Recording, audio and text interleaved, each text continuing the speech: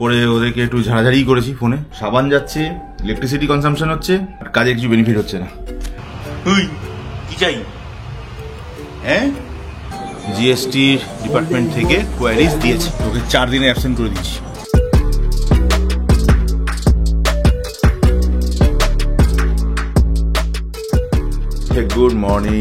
Good morning all of you. আজ শনিবার, উঠেছে একটু দেরিতেই, প্রতিদিনের মতোই। বাজে এখন 11:15 প্রায়। অফিসে জয় এখনো ঢোকেনি, বাকিরা সব ঢুকে গেছে। অয়নকেও দেখিনি, দেখছি, খবর নিচ্ছি। রিমা আর মেয়ে এইমাত্র বেরিয়ে গেল অ্যাবাকাসের জন্য। আচ্ছা, বাই দ্য ওয়ে, গতকাল থেকে মাধ্যমিক পরীক্ষা শুরু হয়েছে, তো সেই কারণে আরও দেখছি সকালবেলা মার্কেটের লোকজন সকালবেলাটা একদমই থাকছে না। যাই হোক, মাধ্যমিকের সবাইকে শুভকামনা জানিয়ে রাখি, তাদের প্রত্যেকের পরীক্ষা যেন ভালো হয়।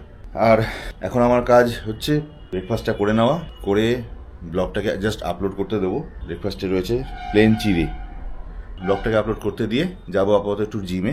ডিশ ওয়াশারটা যবে থেকে পরিষ্কার করে দিয়ে গেছে সার্ভিস করে, তবে থেকে একটা জিনিস ওয়াচ করলাম, এখনো পর্যন্ত মেশিনটা কিন্তু প্রপারলি কাজ করছে না। আমরা অনেকটা টাইম দিলাম, প্রায় 4-5 দিন 7 দিন হয়ে গেল, বাট স্টিল নাও ওটা কাজ করছে না। বিভিন্ন রকম প্রবলেম হচ্ছে। কিরকম? বাসনের সাইডে যে তেল লেগে থাকে, যে গ্রিজ লেগে থাকে, সেগুলো অ্যাজ ইট ইজ রয়ে যাচ্ছে। দুর্গন্ধ স্টিংগুলো থেকে যাচ্ছে, কোনোভাবে ক্লিন হচ্ছে না। আধা আধা ক্লিন হচ্ছে জল দিয়ে, এমনি জলের তলায়, রানিং ওয়াটারের তলায় জল দিয়ে ধুলে যেরকম ক্লিন হয় সেরকম ক্লিন হচ্ছে। তেল মশলা সবই রয়ে যাচ্ছে, গন্ধ রয়ে যাচ্ছে। ইভেন আমাকে রিমা একটু আগে ডিশওয়াশার থেকে বার করে একটা বাটি দিল, যার মধ্যে চিড়াটা দিয়েছিল ভিজিয়ে। চিড়াটা এত বিচ্ছিরি স্মেল এবং গন্ধ হয়ে গেছে, জলে ভেজানো ছিল বলে আমি খেতে একটু দেরি করেছি, মিনিট 20।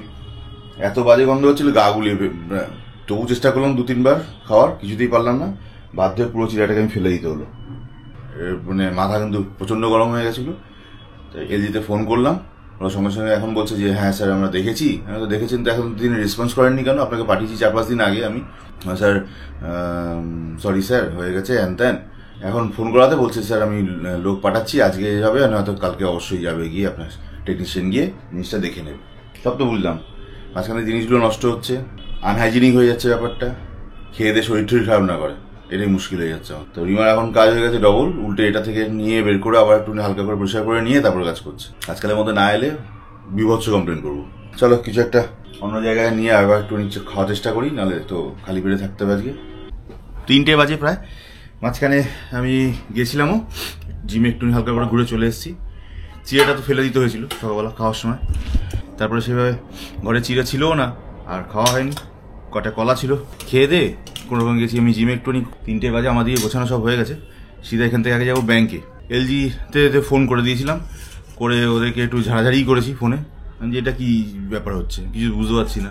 হ্যাঁ, 7 দিন 10 দিন ধরে আপনাদের রেসপন্স করছি, ফোন করছি, ফোন ধরছেন না, ওঠাচ্ছেন না। হোয়াটসঅ্যাপ করেছি, সেটা দেখেছেন কিনা তাও বলছেন না, রেসপন্স করছেন না। এখন যখন আপনার ফোন করছি, আপনি ফোন ধরেই বলছেন হ্যাঁ স্যার আমি দেখেছি, ওটা আমি এসকেলেশন ডিপার্টমেন্টে দিয়ে দিয়েছি, ইঞ্জিনিয়ারকে দিয়ে দিয়েছি, ওরা আজকে যাবে, নাহলে কালকে আপনাকে ফোন করে অবশ্যই যাবে, গিয়ে দেখে নিচ্ছে। What is this? তো 7 দিন ধরে আপনি দেখেননি কেন, বা তারা রেসপন্স করেননি কেন? মহাজালা তো এদেরকে নিয়ে, কি আশ্চর্য।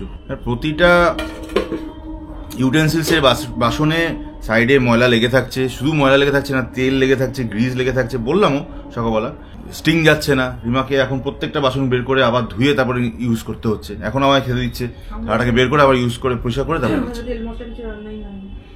হ্যাঁ, সেই পাতি একদম কম তেলে আমাদের রান্না হয়, রিমা বলছে।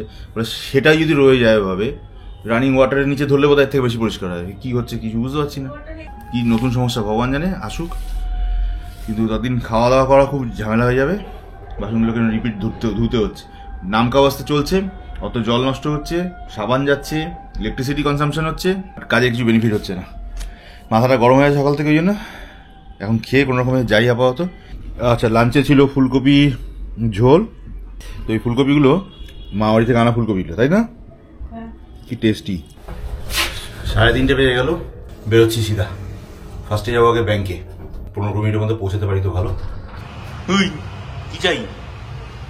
হ্যাঁ,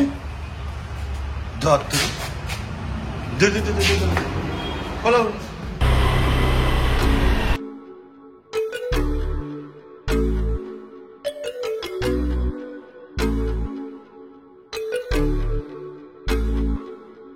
বাজে, কোনো রকম ব্যাংকে এসেছি, দেখি কতক্ষণ লাগে। চলো, এদিকে কাজ হয়ে গেছে, মিনিট 15-র মধ্যে সব কমপ্লিট। 4:15 হয়েছে, সিধা যাই এখন অফিস।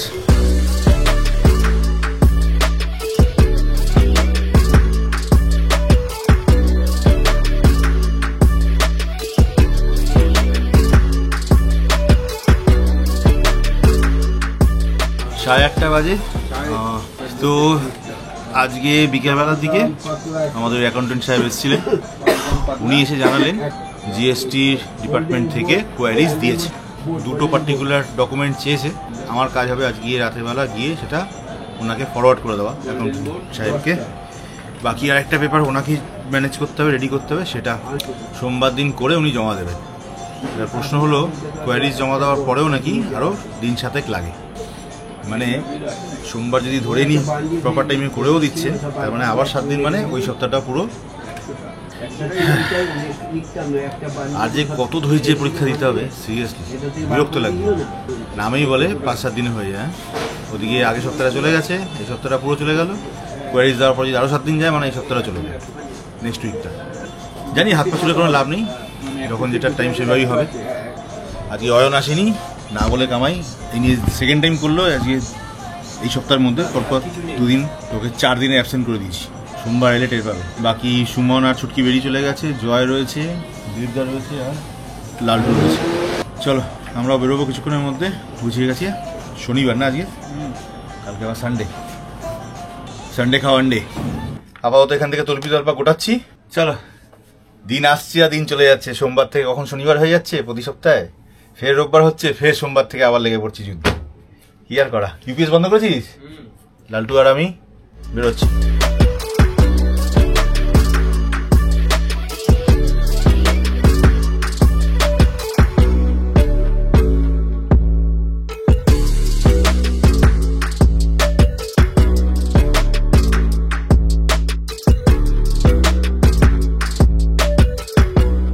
দশটা 10 এই মাত্র বাড়ি ঢুকলাম।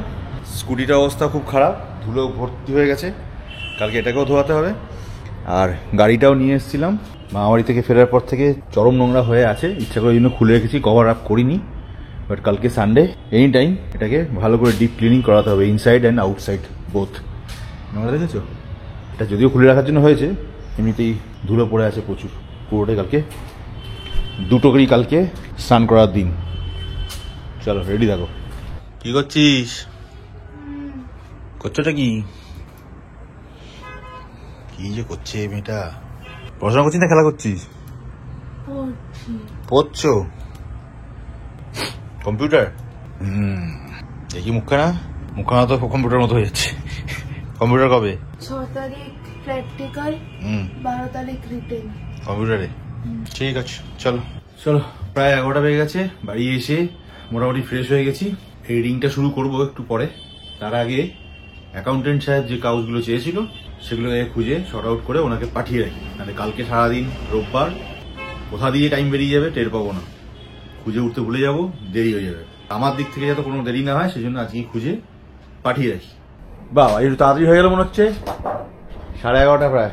কি খবর? আইটেম কি? এটা তো মামলেট। আর ওটা কি? সকালবেলা তরকারি। ডিশওয়াশারটা কি হবে কে জানে, বুঝতে পারছি না। দেখো কালকে যদি আসে তো ভালো, বলেছে কালকে আসবে, ইঞ্জিনিয়ার পাঠাবে আর কি। না, ডিশওয়াশারটা 2 দিক থেকে আমাদের বেকায়দা ফেলছে। এক তো ডবল খাটতে হচ্ছে, সেটা একটা ইস্যু, জল নষ্ট হচ্ছে, ইলেকট্রিক যাচ্ছে, তারপরেও কাজের কাজ কিছু হচ্ছে না, সেটা সেকেন্ড নাম্বার ইস্যু। থার্ড সব থেকে বড় প্রবলেম যেটা হয়ে যাচ্ছে, হাইজিনের একদম গোষ্ঠীর ষষ্ঠী পুজো হয়ে যাচ্ছে। পুরোনো খাবার দাবারের বাটিতে থালাতে খাওয়া দাওয়া করলে উল্টে আরো পেটের প্রবলেম হয়ে যাবে। সেই কারণে আমার সমস্যা হয়েছিল কিনা সেটাও বুঝতে পারছি না। এখন মেন কনসার্ন এখন ওইটাই হয়ে গেছে, আরো বেশি হাইজিনের ষষ্ঠী পুজো হয়ে যাচ্ছে একদম।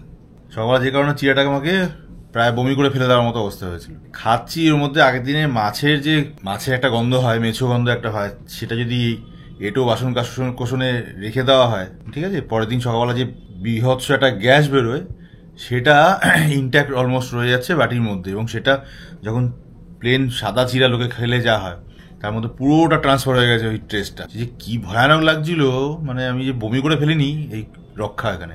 পুরো দেখি চিড়ার যে জলটা উপরে পুরো তেল করছে, আমি তেল এলো কোত্থেকে, এরকম অবস্থা। কালকে অবশ্যই যদি ওরা আসে তো ভালো, সকালবেলায় আমি কালকে আমি দেখছি রাতেবেলায় আরেকবার কমপ্লেন দিয়ে রাখবো, নাহলে হবে না। ওদের ডাইরেক্ট বললে পাত্তা দেয় না অনেক সময়। হ্যাঁ, কমপ্লেন গেলে উপর থেকে বাঁশ খেলে তবে তাড়াতাড়ি আসে আর কি। চলো, এমনিতে কালকে সানডে, কাজ আছে অনেক, সানডে যেন বেশি কাজ জমানো থাকে। কালকে বাজারও করতে হবে, মাছ ফাছ আর ঘরে কিছু নেই অলমোস্ট। সোনুর তো পরীক্ষার জন্য কোথাও যাওয়ার কোনো প্ল্যান এখন আপাতত কিচ্ছু নেই। ওর আবার কালকে ওরও ডাবল চাপ, টিচার দুজনই কালকে আবার আসবে। চলো এই নিয়ে জীবন চলবে এইভাবেই, সমস্যায় ডায়ে বায়ে থাকবে সবসময়, আমাকে সোজা চলতেই যাবে। ব্লগগুলো দেখতে থাকো আর সাপোর্ট এভাবে দিতে থাকো, সঙ্গে থাকো। Tata, good night.